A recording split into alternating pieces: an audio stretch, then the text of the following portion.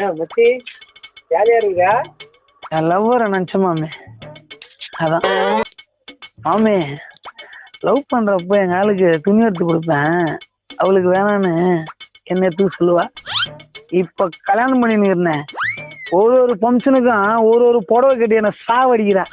அதே மாதிரி லவ்வர்ஸ் டேக்கு அவளுக்கு கோல்டு ரிங்கு ஒன்று வாங்கி கொடுத்தேன்.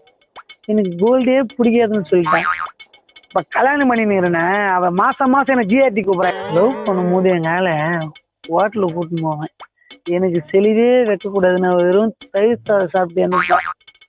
இப்போ கல்யாணம் பண்ணின்னு அவளை mutton biryani, chicken biryani, 65, lollipop 5000 ரூபாய்க்கு பிரியாணி வீட்டில் சோறே செய்ய மாட்டாளுங்க.